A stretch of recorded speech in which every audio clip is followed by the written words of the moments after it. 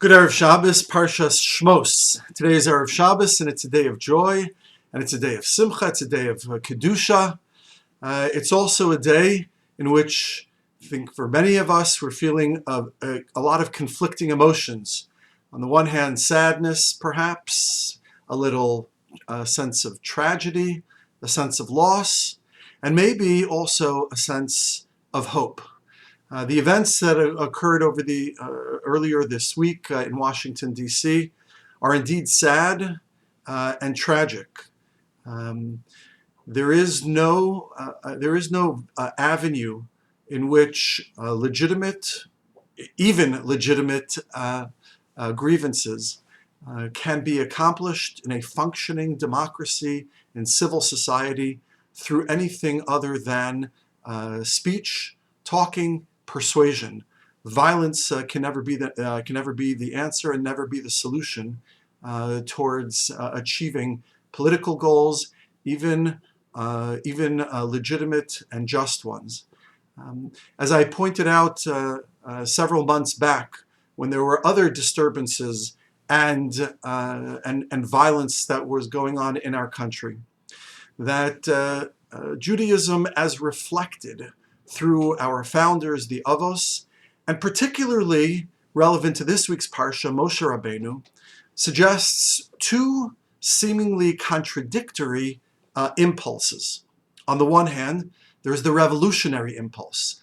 Avram Avinu was a revolutionary. Indeed, Moshe Rabbeinu was a revolutionary. Moshe Rabbeinu was a literal revolutionary, not just a spiritual or moral revolutionary, not just a revolutionary like Avram Avinu, who was revolutionizing thoughts and ideas in the minds of men and women, but Moshe Rabbeinu was literally a revolutionary, leading a revolution, leading an exodus of people out of Egypt. Moshe Rabbeinu saw injustice, and wherever he saw injustice, he attempted to act on it. But Judaism, as expressed through our Avos, and particularly through Moshe Rabbeinu, has a contradictory impulse, and that is the impulse to be governed by law, to be governed by a set of principles, and not simply by my own impulses and by my own desires and by my own emotions, and even by my own morals. And therefore, we are pulled in two different directions. On the one hand, we are pulled in the direction of being revolutionaries. It's within our DNA. And many intellectual and actual revolutions throughout history have had Jewish influence. But we are also within our DNA is an impulse for governing our impulses. The Torah itself is a book of law. It's a book of values which govern our thoughts, our ideas, which inform our thoughts and ideas, and a set of laws which govern our actions.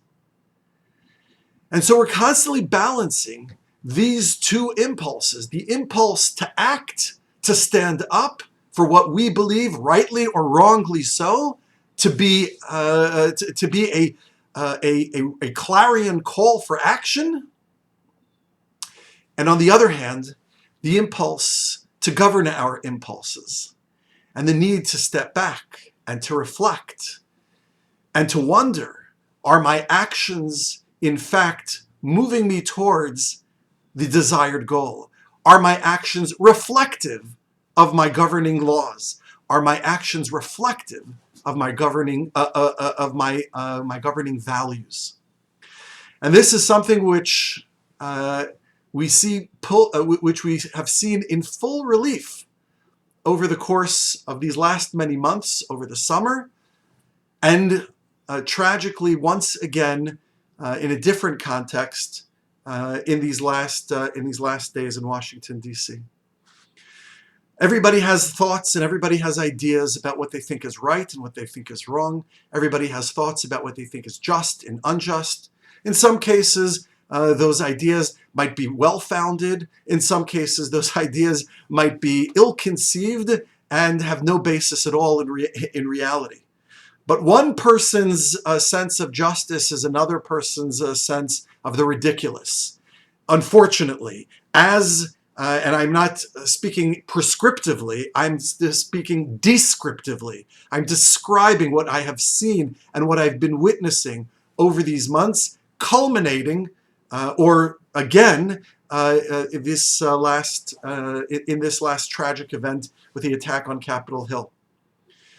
No matter, in a functioning governing democracy, no matter our thoughts, no matter our ideas, no matter how just we believe our cause is, in order for us to live, we must honor the most sacred and the most essential aspect of Yahadus. And that is what Rabbi Akiva calls Klal Gadol Batorah. Love your neighbor as yourself. We learn it in grade school, and somehow we forget it at some point at various points in life.